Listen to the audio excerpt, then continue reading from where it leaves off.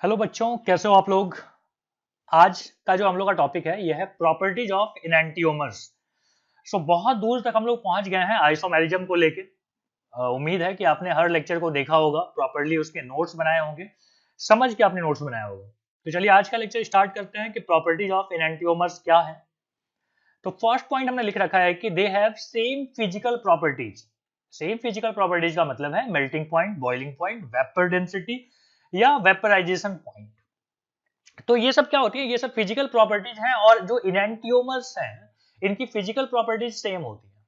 Second point है कि इनैंटियोमर्स have same chemical property. अब देखो, उनकी फिजिकल प्रॉपर्टी भी सेम है, केमिकल प्रॉपर्टीज भी सेम है। दो पॉइंट हो गया। तीसरा पॉइंट है कि इनैंटियोमर्स हैव सेम रिएक्टिव रेट और रेट ऑफ रिएक्शन फॉरवर्ड के तरफ है, या आप रिवर्सिबल भी ले लो, किधर का भी ठीक है। रेट ऑफ रिएक्शन हमेशा क्या रहेगा, सेम रहेगा। किसके प्रति, तो टुवर्ड अकाइरल अकाइरल रिएजेंट। अब हम बात करेंगे अकाइरल रिएजेंट के साथ क्या क्या चीजें होती हैं। फोर्थ पॉइंट हमारे पास है कि rate of reaction toward chiral reagent of enantiomers में वैरी। ध्यान रखिएगा, रेट ऑफ रिएक्शन केवल अकाइरल रिएजेंट के साथ सेम रहता है, लेकिन अगर ये काइरल रिएजेंट है तो वैरी कर सकते हैं। जैसे हमने एग्जांपल में रखा है कि मान लीजिए हमारे पास है A प्लस डी। डी जो है हमारे पास काइरल रिएजेंट है, तो इसका जो रेट ऑफ रिएक्शन होगा वो होगा K1, और K1 के तरीके से ये E प्रोडक्ट देगा। सेकेंड में हमने लिया कि मान लीजिए A का एक इनैंटियोमर ले लें जिसको हम बोल रहे हैं A डैश प्लस अगेन एक काइरल रिएजेंट ले लेंगे, तो इसका जो रेट ऑफ रिएक्शन होगा वो होगा K2। ध्यान रखिएगा, K1 is not equal to K2, और प्रोडक्ट हमेशा क्या देगा, सेम ही रहेगा, मतलब E नाम का प्रोडक्ट यहाँ पे देगा। फिफ्थ पॉइंट है कि enantiomers rotate the PPL plane polarized light by equal magnitude but in opposite direction. ये बड़ा फर्क है। देखो, physical properties same, chemical properties same, तो फर्क कहां पे है, तो बोलता है कि ये जो है ना, ये पीपीएल को, प्लेन पोलराइज्ड लाइट को सेम डिग्री से रोटेट करेगा लेकिन अपोजिट डायरेक्शन में। अगर एक ने क्लॉकवाइज किया है तो दूसरा पक्का है कि वो एंटी क्लॉकवाइज करेगा। यही हमने यहाँ पे एक एग्जांपल लेके आपको समझा दिया है। नोट में एक बात है कि diastereomers have different physical and chemical properties. ठीक है, ये कौन सा था, ये इनैंटियोमर्स है, लेकिन डायास्टीरियोमर जो है वो उसकी फिजिकल प्रॉपर्टी और केमिकल प्रॉपर्टी अलग अलग होती है। और डायास्टीरियोमर जो होता है वो इजीली सेपरेबल भी होता है, ठीक है, उसको आप अलग अलग कर सकते हैं। लेकिन इनैंटियोमर्स जो है उनकी उनकी केमिकल प्रॉपर्टी सेम है, उनकी फिजिकल प्रॉपर्टी सेम है, तो उसको आसानी से आप सेपरेट नहीं कर सकते। दोनों में एक फर्क है। ओके, तो इसी चीज को हमने यहाँ पे नोट में लिखा है। अगली बात है कि रिजोल्यूशन। रिजोल्यूशन मतलब क्या हो गया कि separation of enantiomers from their racemic mixture is called resolution.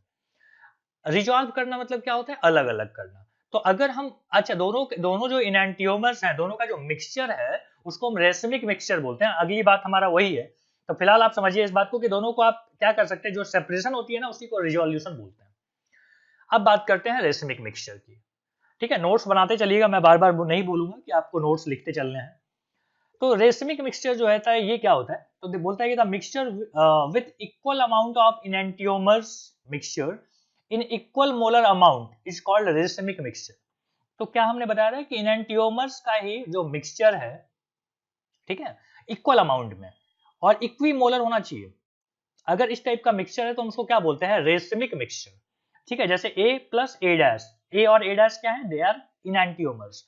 तो इनका जो रेसमिक मिक्सचर होता है वो क्या करेगा, तो हम बोलेंगे इट इज ऑप्टिकली इनएक्टिव। क्यों, क्योंकि एक जो है पीपीएल को क्या करेगा, क्लॉकवाइज अगर घुमाएगा तो दूसरा सेम एंगल से एंटी क्लॉकवाइज घुमा देगा। और चूंकि दोनों का अमाउंट सेम है तो हम क्या मानेंगे कि पीपीएल जो है, प्लेन पोलराइज्ड लाइट है, वो कब किधर भी मूव नहीं हुआ है, मतलब इनएक्टिव है, ऑप्टिकली इनएक्टिव है। ये रेसमिक मिक्सचर क्या होते हैं कि इनएक्टिव होते हैं। ठीक है, ड्यू टू एक्सटर्नल कंपनसेशन। ये कंपनसेशन ही है ना, जिसमें कि एक तरफ क्लॉकवाइज घुमा दे रहा है, सेम मान लीजिए 30 डिग्री से क्लॉकवाइज हो रहा है और एंटी क्लॉकवाइज भी 30 डिग्री से हो जाए, तो क्या हो जाएगा, फिर से कहां पे आ जाएगा, जीरो पे आ जाएगा, है ना। तो हम क्या बोल रहे हैं कि यहाँ पे कंपनसेशन हो रहा है। उसके बाद है कि resolution can be done by various method. बहुत सारे तरीके हैं रिजोल्व करने के। इस रेसमिक मिक्सचर में से दोनों इनैंटियोमर्स को अलग अलग करने के बहुत सारे तरीके हैं। जैसे है कि हैंड पिकिंग मेथड, ठीक है, आप चुन के अलग कर लीजिए। अगला है कि फिजिकल सेपरेशन मेथड, उसके बाद है केमिकल सेपरेशन मेथड। हम पहले दो की बात यहाँ पे नहीं करेंगे कि हैंड पिकिंग कैसे होता है, फिजिकल सेपरेशन कैसे होता है, इसकी चर्चा नहीं होगी। आज जो चर्चा होगी वो होगी कि केमिकल सेपरेशन कैसे किया जाता है। तो अगला हमारा टॉपिक जो है वो है केमिकल सेपरेशन। केमिकल सेपरेशन में हमने ले लिया A+A' जिसको हम बोलते हैं इनैंटियोमर्स, या हम इसको क्या बोल सकते हैं, दोनों इनैंटियोमर्स का जो मिक्सचर उसको क्या बोलेंगे, रेसिमिक मिक्सचर। Racemic mixture. अब रेसिमिक मिक्सचर में हमने क्या किया, बी के साथ उसको ट्रीट करवाया। बी क्या है, तो बोलेंगे कि ऑप्टिकली एक्टिव कायरल मॉलिक्यूल है या कंपाउंड है। तो कायरल के साथ जब हम ट्रीट करवाए तो क्या हुआ, इसमें से एक जो है, जैसे ए जो है वो बी के साथ जुड़ गया, अगेन A' भी बी के साथ जुड़ गया, और ये क्या बन गया है, ये बन गया है डायास्टीरियोमर्स।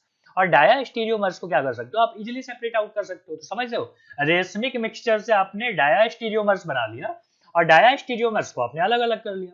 ठीक है, तो हमने क्या लिखा है कि मोटिव हमारे पास क्या था, we want to separate out enantiomers of carboxylic acid. अब हम एक स्पेसिफिकली लेके चल रहे हैं कि भाई हमारे पास कार्बोक्सिलिक एसिड का इनैंटियोमर्स है, इसको हम क्या करना चाहते हैं, सेपरेट आउट करना चाहते हैं। तो हमने क्या किया, हमने R+S वाला यहाँ पे लिया हुआ है।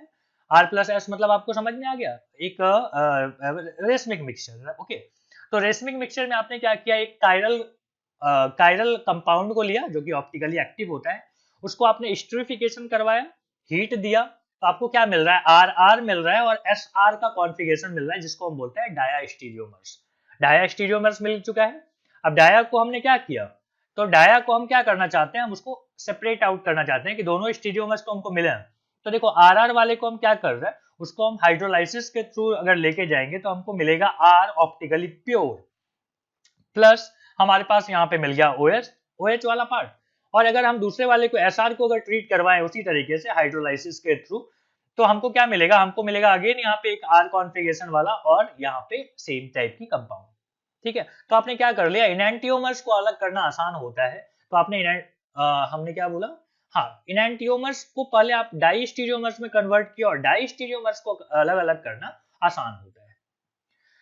अगला है हमारे पास एक सवाल, बोलता है कि how much isomeric product including SI are possible by monochlorination of isobutane. अब देखिए आइसोब्यूटेन हमने ले लिया, अब हम क्या करना चाहते हैं, हम यहाँ पे स्टीरियो आइसोमर्स की बात चल रही है, SI मतलब हो गया स्टीरियो आइसोमर्स। अब हम देखना चाहते हैं कि कितने टाइप के प्रोडक्ट बन सकते हैं। तो देखो हमने यहाँ पे क्लोरीन लिया है, क्लोरीन के साथ आप क्या ले रहे हो, HNO ले रहे हो, मतलब लाइट की मदद ले रहे हो ताकि रिएक्शन जो है वो फॉरवर्ड डायरेक्शन में आसानी से हो जाए। तो पहला ये हो सकता है कि 1 डिग्री हाइड्रोजन को हटा के वहां पे क्लोरीन लग जाए। 1 डिग्री हाइड्रोजन को हटाएंगे तो कहां से हटाएंगे, तो हम बोलेंगे कि यहाँ पे आप क्या करोगे, इस जगह पे रुको रेड पेन लेते हैं, यहां से आप हटा के क्लोरीन जोड़ दोगे, तो इसको हम क्या बोलेंगे, 1 डिग्री। या फिर ऐसा भी हो सकता है कि 2 डिग्री बन जाए। 2 डिग्री बनेगा तो क्या होगा, ये वाला हटेगा, ये हाइड्रोजन हटेगा, और ये हाइड्रोजन अगर हटेगा तो हमारे पास ये प्रोडक्ट मिलेंगे। तो दोनों टाइप के प्रोडक्ट मिल चुके हैं। अब हिंट में देखिए हमने क्या लिख रखा है, हमने लिख रखा है कि on a monochlorinated product depends on the number of different carbon atoms, ठीक है, in terms of degree and position. अब क्या बोल रहा है कि देखो कि ये डिपेंड करता है कि कितने प्रोडक्ट बनेंगे, डिपेंड करता है कि कितने नंबर ऑफ कार्बन है और उनकी डिग्री क्या है, ठीक है, और पोजीशन कहाँ पे है, तो उस पर डिपेंड करेगा। तो फिलहाल हमारे पास यहाँ पे 2 ही प्रोडक्ट बन पाएंगे। तो उम्मीद है कि आपको यहाँ तक तो समझ में आया है, चीजों को नोट डाउन कीजिए, फिर आगे बढ़ते हैं। अब हम बात करेंगे डीएल नेमिंग की, तो चलिए हेडिंग लगाते हैं डीएल नेमिंग। ठीक है, डीएल नेमिंग भी उसी तरीके से जैसे आपने पहले कई नेमिंग तरीके पढ़े हैं उसी जैसा है। तो इसमें समझ लीजिए कि ये होता है relative naming method.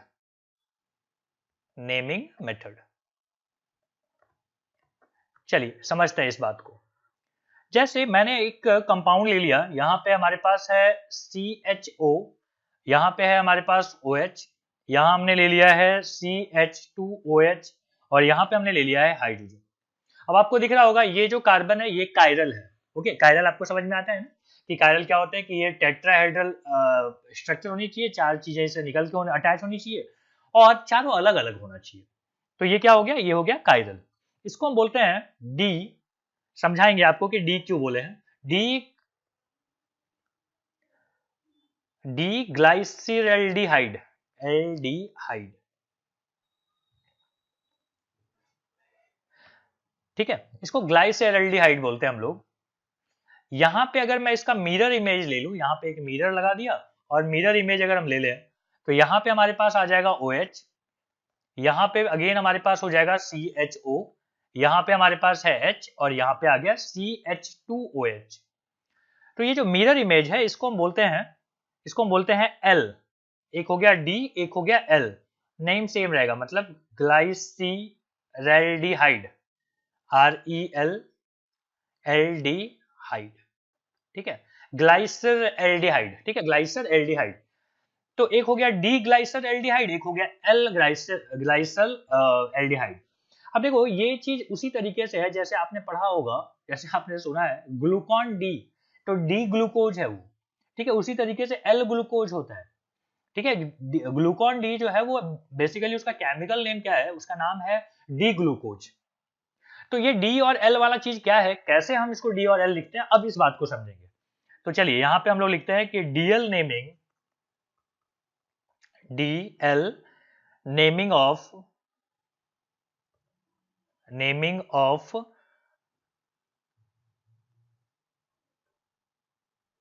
carbohydrate, DL naming of carbohydrate or even to amino acid is given on taking glyceraldehyde,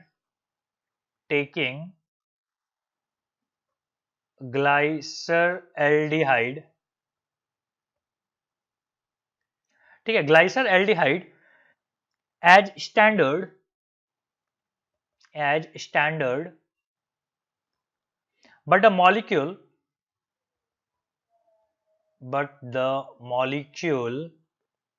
should be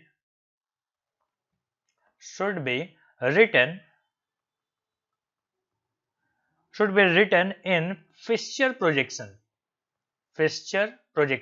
भूल तो नहीं गया फिशर प्रोजेक्शन क्या होता है? जिस तरीके से हमने ऊपर वाले दो एग्जांपल लिखे हुए हैं वो फिशर प्रोजेक्शन ही है।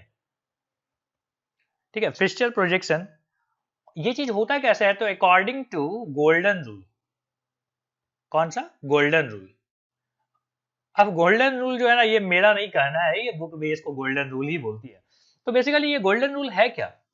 अच्छा, पहले मैंने लिखा क्या इस बात को समझते हैं। बोलता है कि डीएल नेमिंग जो होता है कार्बोहाइड्रेट का और इवन अमीनो एसिड का is given on taking glyceraldehyde as standard, but the molecule should be written in Fischer projection. जैसे हमने ग्लाइसरल्डिहाइड को लिखा है उसी तरीके से हम कार्बोहाइड्रेट और एमिनो एसिड को भी लिखते हैं।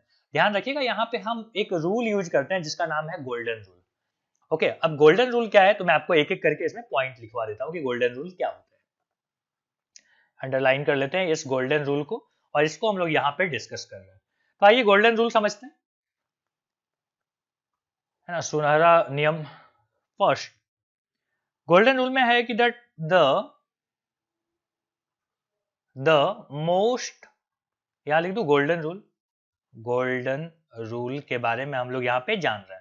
गोल्डन रूल में है कि द मोस्ट ऑक्सीडाइज्ड ग्रुप, जो मोस्ट ऑक्सीडाइज्ड ग्रुप होता है शुड बी एट टॉप। कहां होना चाहिए? तो टॉप पे होना चाहिए। सेकेंड पॉइंट है कि maximum number of carbon atom should be on vertical line. The maximum number of carbon atom are on vertical line। now third point थोड़ा ऊपर कर लेते हैं। थर्ड पॉइंट में है कि at last chiral atom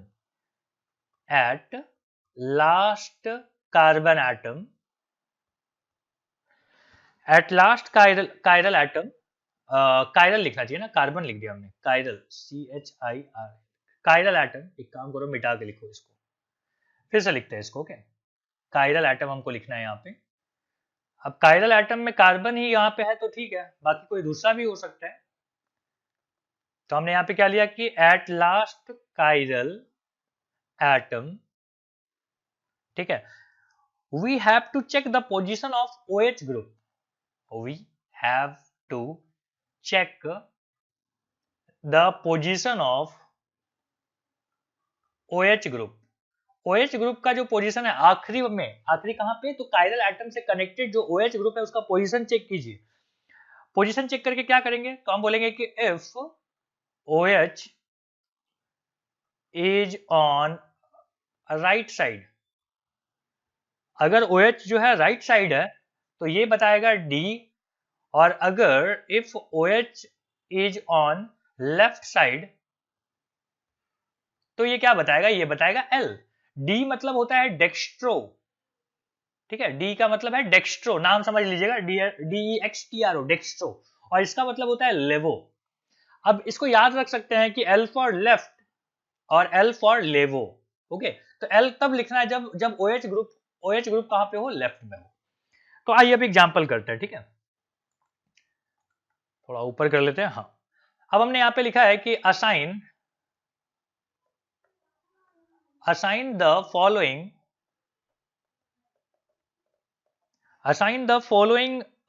compounds, क्या लिख दिया मैंने, composition compound to DL name. अब जैसे हमने यहाँ पे एक ले लिया CHO, और यहाँ पे हम कंपाउंड लगा रहे हैं, यहाँ पे H है, यहाँ पे OH है, यहाँ पे अगेन हमारे पास, यहाँ ले लेते हैं OH, यहाँ पे हमने ले लिया H, यहाँ हमने ले लिया H, और यहाँ पे है OH, और अगेन यहाँ पे हमने ले लिया H, यहाँ पे है हमारे पास OH, और ये है हमारे पास CH2OH, ठीक है। अब ये बोलता है कि हम इसको D लिखें कि हम इसको L लिखें। अब देखो, सबसे पहली बात चेक कीजिए कि जो मोस्ट ऑक्सीडाइज्ड ग्रुप है जो कि है CHO, क्या ये टॉप पे है, बिल्कुल है।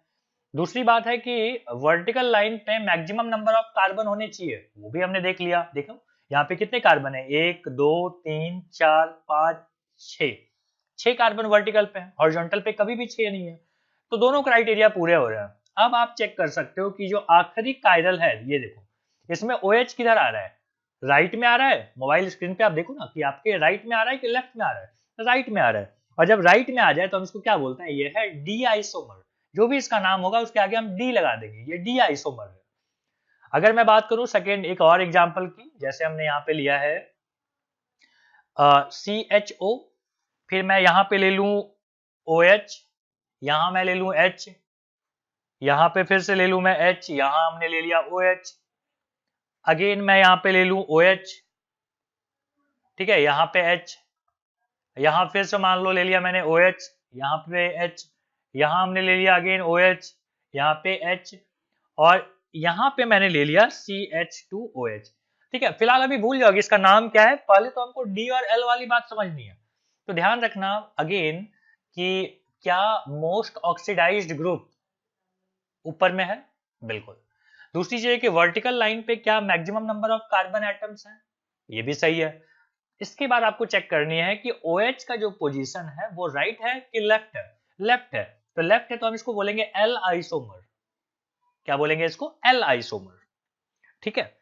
अब और एक एग्जांपल समझते हैं, जैसे हमने यहाँ पे ले लिया वर्टिकल लाइन, वर्टिकल लाइन पे हम क्या ले रहे हैं, यहाँ पे हम ले रहे हैं C डबल बॉन्ड O, और यहाँ पे हमने ले लिया CH3, यहाँ पे हमारे पास है H, यहाँ पे अगेन OH, यहाँ पे हमने ले लिया H, यहाँ पे भी OH है, फिर अगला हमारे पास है कि यहाँ पे है OH, यहाँ पे है हमारे पास H, और यहाँ भी हम ले लेते हैं एक OH, यहाँ पे फिर से हमारे पास है H, और यहाँ पे है CH2OH।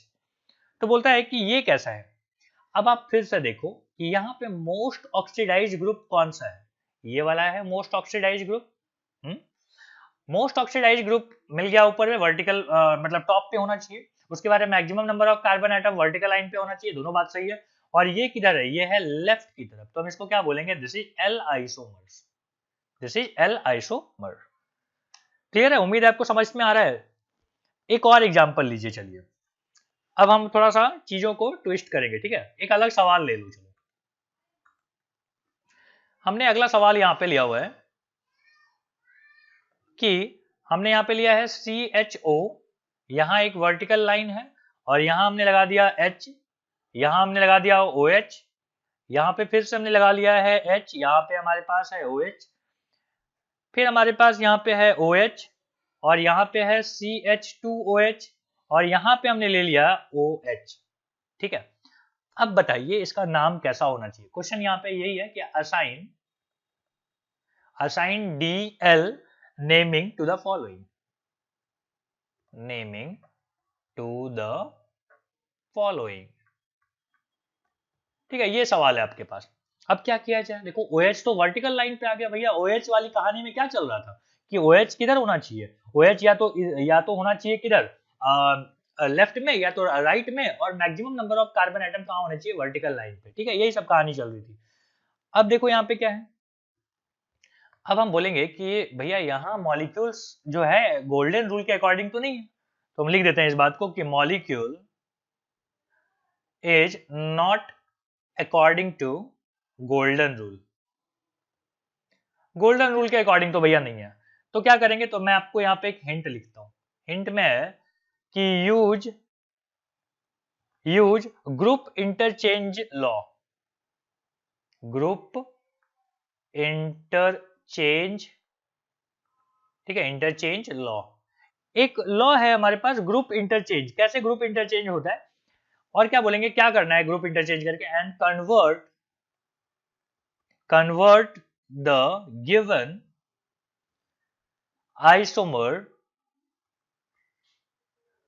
आइसोमर इनटू गोल्डन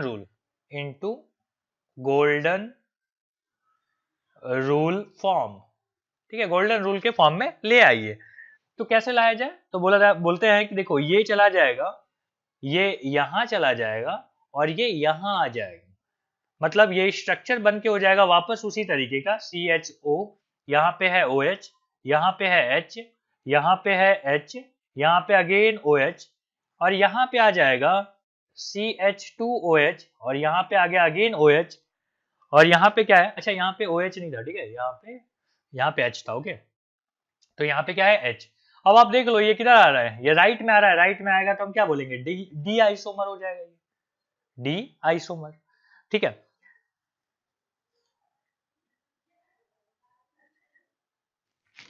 अगला टॉपिक हमारे पास है कि स्पेसिफिक एंगल ऑफ रोटेशन। अब देखो स्पेसिफिक एंगल ऑफ रोटेशन में क्या होता है कि हमारे पास एक PPL है, इसको मैं लिख देता हूँ यहाँ पे कि दिस इज PPL। PPL मतलब होता है plane polarized light, PPL short form है। प्लेन पोलराइज्ड लाइट में हमने क्या किया है, हमने एक एरो देके दिखा दिया है आपको कि ये है प्लेन पोलराइज्ड लाइट का डायरेक्शन। अब हम इस प्लेन पोलराइज्ड लाइट को एक सैंपल से गुजार रहे हैं।